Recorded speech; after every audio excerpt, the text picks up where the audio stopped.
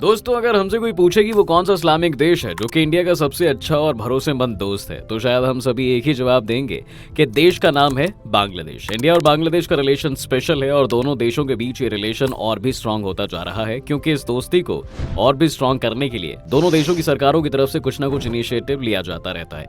और इसी बीच इस दोस्ती को और भी मजबूत करने की दिशा में एक आयाम और जुड़ गया है, और वह है इंडिया बांग्लादेश फ्रेंडशिप पाइपलाइन का उद्घाटन। 132 किलोमीटर लंबा यह है फ्रेंडशिप पाइपलाइन एक तरह से इंडिया को अपने सबसे भरोसेमंद दोस्त को गिफ्ट जैसा है।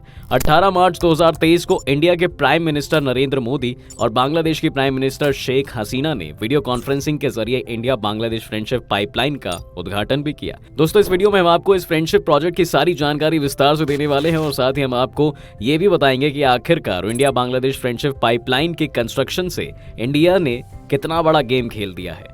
बांग्लादेश जो कि 1947 तक इंडिया का ही हिस्सा हुआ करता था और उसके बाद वह फिर पाकिस्तान का हिस्सा हो गया, लेकिन 1971 में इसकी आजादी होते ही ये एक इंडिपेंडेंट नेशन हो जाता है। इसकी आजादी में भी इंडिया का सबसे इंपॉर्टेंट रोल था। ये बात तो पूरी दुनिया जानती है कि अगर बांग्लादेश की आजादी के संघर्ष में कि उस वक्त इंडिया ने अगर इंटरफेयर ना किया होता तो शायद बांग्लादेश कभी भी आजाद ना होता, और इस बात को बांग्लादेश भी इंडिया का एहसान मानती है। दोनों देश हर साल 6 दिसंबर को फ्रेंडशिप डे के रूप में भी सेलिब्रेट करते हैं। अब आप सोच रहे होंगे कि 6 दिसंबर का क्या सिग्निफिकेंस है, तो दोस्तों 6 दिसंबर का सिग्निफिकेंस इंडिया के लिए कुछ हो या ना हो, लेकिन बांग्लादेश के लिए बहुत अधिक है, क्योंकि इसी दिन इंडिया ने बांग्लादेश को एक अलग और इंडिपेंडेंट कंट्री के रूप में रिकॉग्नाइज किया था। खैर, अब हम बात कर लेते हैं इस समय के सबसे बड़े डेवलपमेंट के बारे में, और ये डेवलपमेंट हुआ है इंडिया बांग्लादेश फ्रेंडशिप पाइपलाइन को लेकर। तो जान लेते हैं इस हिस्टोरिकल प्रोजेक्ट के बारे में। दरअसल 18 मार्च 2023 को इस एम्बिशियस प्रोजेक्ट का उद्घाटन हुआ था, लेकिन इस प्रोजेक्ट की शुरुआत सितंबर 2018 में हुई थी। अब जान लेते हैं इसके कुछ इंपॉर्टेंट फीचर्स के बारे में। दोस्तों, इंडिया और बांग्लादेश के बीच इस फ्रेंडशिप प्रोजेक्ट वेस्ट बंगाल के सिलीगुड़ी जिले से लेकर बांग्लादेश के पर्वतीपुर जिले तक एक्सपैंड है। इस प्रोजेक्ट की कुल लंबाई 132 किलोमीटर है, जिसमें से लगभग 127 किलोमीटर पाइपलाइन बांग्लादेश में है, जबकि सिर्फ 5 किलोमीटर ही इंडिया में डेवलप किया गया है। इस पाइपलाइन का जो इंडिया वाला हिस्सा है उसे असम के नुमालीगढ़ रिफाइनरी लिमिटेड ने डेवलप किया है, जबकि जो बांग्लादेश वाला 127 किलोमीटर लंबा हिस्सा है उसे बांग्लादेश पेट्रोलियम कॉर्पोरेशन द्वारा डेवलप किया गया है। इस प्रोजेक्ट को बनाने में लगभग 377 करोड़ इंडियन रुपीस लगे हैं, जिसमें से 285 करोड़ रुपए बांग्लादेश वाले हिस्से पर हैं, लेकिन उसे बांग्लादेशी गवर्नमेंट ने नहीं लगाया है। ये 285 करोड़ रुपए इंडिया गवर्नमेंट ने बांग्लादेश को असिस्टेंस के फॉर्म में दिया है। इस पाइपलाइन के माध्यम से इंडिया हर साल बांग्लादेश में 1 million metric ton high speed diesel को सप्लाई करेगा। अभी यह सप्लाई डीजल नॉर्थ बांग्लादेश के 7 डिस्ट्रिक्ट्स में ही होगा, लेकिन बाद में इसे और भी रीजन्स में एक्सटेंड कर दिया जाएगा। एक्चुअली दोनों देशों के बीच इंडिया बांग्लादेश फ्रेंडशिप पाइपलाइन से बांग्लादेश के अंदर हाई स्पीड डीजल को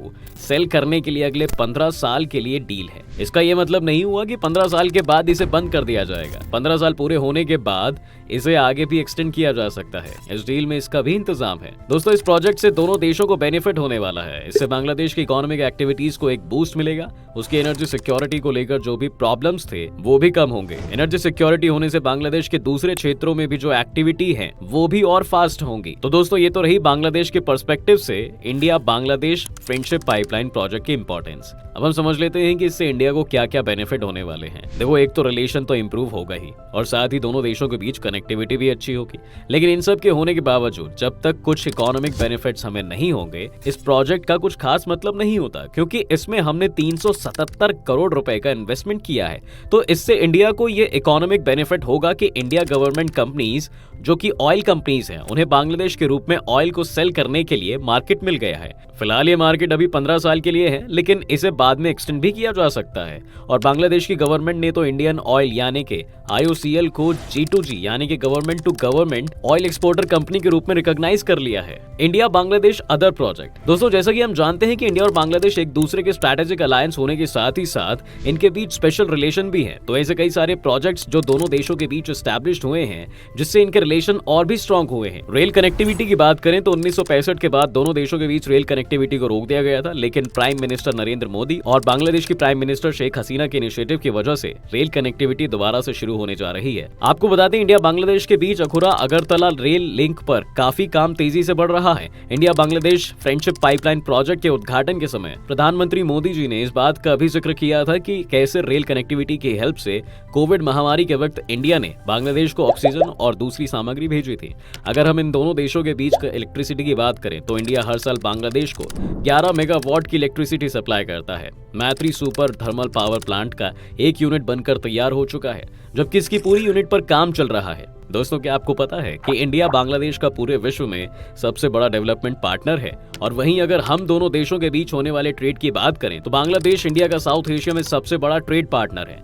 इंडिया और बांग्लादेश के बीच पेट्रोलियम ट्रेड 1 बिलियन के पार कर चुका है। India Bangladesh relation. दोस्तों, इंडिया और बांग्लादेश एक दूसरे से कल्चर, लैंग्वेज, वाटर, बॉर्डर जैसी बहुत सी चीजों को साझा करते हैं। दोनों एक दूसरे के स्ट्रैटेजिक अलायंस भी हैं। इनकी पार्टनरशिप स्पेशल है। कई अंतरराष्ट्रीय मंचों जैसे सार्क, BIMSTEC, IORA को दोनों देश साझा करते हैं। बांग्लादेश भी कई बार ऐसे मौकों पर जब पाकिस्तान या दूसरे इस्लामिक मुल्क भारत को अंतरराष्ट्रीय मंचों पर घेरने की कोशिश करते हैं तो बांग्लादेश भारत को हमेशा डिफेंड करता है। जैसे कि ऑर्गेनाइजेशन ऑफ इस्लामिक कॉर्पोरेशन यानी कि OIC में बांग्लादेश ने भारत को अब तक कई बार डिफेंड किया है और पाकिस्तान के मंसूबों पर पानी फेर चुका है। तो इससे हम ये बिल्कुल नहीं कह सकते कि इंडिया बांग्लादेश रिलेशन एक तरफा है। इंडिया बांग्लादेश के साथ लॉन्गेस्ट बॉर्डर शेयर करता है। दोनों के बीच 4100 किलोमीटर लंबा बॉर्डर है। इंडिया बांग्लादेश को अपने नेबरहुड फर्स्ट पॉलिसी के लिस्ट में सबसे ऊपर रखता है और इस बात का जिक्र प्रधानमंत्री मोदी जी ने कई बार किया है। India Bangladesh conflict. दोस्तों, ऐसा भी नहीं है कि दोनों देशों के बीच हर समय सब कुछ अच्छा रहता है। ऐसे कई मौके आए हैं जब दोनों मुल्कों के रिलेशन कमजोर भी हुए हैं। पहली बार रिश्तों में दरार तब देखी गई जब बांग्लादेश इस्लामिक संगठन ज्वाइन कर इस्लाम की तरफ से ज्यादा झुक गया था। वाटर शेयरिंग को लेकर भी दोनों के बीच अक्सर डिस्प्यूट देखने को मिलती हैं। जब इंडिया ने फरका बैरेज बनाया था तो बांग्लादेश ने इसका विरोध भी किया था और इसके ऑपरेशन को लेकर बांग्लादेश हमेशा इंडिया पर सवाल उठाता रहा है। उसे गंगा रिवर सिस्टम से सफिशिएंट वाटर मिलता है। सूखे के समय में इंडिया वाटर को रोक लेता है, जबकि मानसून के दौरान इंडिया एक्सेस वाटर डिस्चार्ज करता रहता है, जिसके कारण फ्लड वाली सिचुएशन देश के अंदर होती है। लेकिन रीसेंट टाइम में दोनों देशों के शीर्ष नेताओं के इनिशिएटिव से वाटर शेयरिंग प्रॉब्लम कुछ हद तक सॉर्ट आउट हुई है। सीमा को लेकर भी दोनों देशों के बीच कई बार टकराव देखने को मिला है। बांग्लादेश का थोड़ा सा हिस्सा इंडिया के वेस्ट बंगाल के अंदर है, जिसका बांग्लादेश से कोई कनेक्शन नहीं था। इस प्रॉब्लम को दूर करने के लिए 1992 में इंडिया ने बांग्लादेश को 3 बीघा जमीन लीज पर दिया था, लेकिन लीज जिस हिसाब से हुआ था बांग्लादेश को उससे हमेशा प्रॉब्लम थी। साल 2011 में एक एग्रीमेंट होता है, जिसके बाद इस 3 बीघा कॉरिडोर के इशू को एलिमिनेट किया गया। बांग्लादेश के अंदर कुछ इस्लामिक आतंकी संगठन एक्टिव रहे हैं जो इंडिया के अगेंस्ट टेरर एक्टिविटी को एग्जीक्यूट करते आए हैं। हाल ही में दोनों में आतंकवाद से निपटने के लिए दोनों मुल्कों के बीच एक सहमति होती है कि दोनों मुल्क एक साथ इसके अगेंस्ट फाइट करेंगे। इंडिया बांग्लादेश से शुरू से ही अपने नॉर्थ ईस्टर्न रीजन के लिए रास्ता मांगता आया है, जिसे बांग्लादेश रिजेक्ट कर देता है। दोस्तों, आपको बता दें कि नॉर्थ ईस्टर्न के स्टेट्स में जाने के लिए हमारे पास सिर्फ 27 किलोमीटर वाइड एक कॉरिडोर है, जिसे सिलीगुड़ी कॉरिडोर बोलते हैं। यही नैरो कॉरिडोर ही एकमात्र लिंक है जो इंडिया को इसके 7 स्टेट से जोड़ता है। बांग्लादेश को इस बात को समझना चाहिए कि अगर इंडिया हमारे साथ इतना कॉर्पोरेशन शो कर रहा है तो उसे भी कॉर्पोरेट करना चाहिए। इंडिया में इलीगल बांग्लादेशी इमिग्रेशन एक बड़ी समस्या बन चुका है। स्पेशली असम और वेस्ट बंगाल में इलीगल बांग्लादेशी लोगों को लेकर देश भर में बवाल होता रहता है, जो शायद आज के समय में दोनों देशों के बीच सबसे बड़ा कॉन्फ्लिक्ट है, क्योंकि बांग्लादेश की गवर्नमेंट द्वारा इसे हमेशा डिनाई किया जाता रहा है कि उनके लोग इस तरह से इंडिया में एंटर होते रहते हैं। इंडिया बांग्लादेश बॉर्डर एरियाज कई सारे इलीगल एक्टिविटीज होती रहती हैं, जिसे लेकर दोनों ही देश एक दूसरे पर आरोप लगाते रहते हैं। दोस्तों, इंडिया बांग्लादेश के रिलेशन और रिसेंट में हुए डेवलपमेंट को लेकर ये जानकारी कैसी लगी आपको, हमें कमेंट सेक्शन में जरूर बताएं। और साथ ही अगर आपने अभी तक चैनल को सब्सक्राइब नहीं किया है तो चैनल को सब्सक्राइब जरूर कर लें।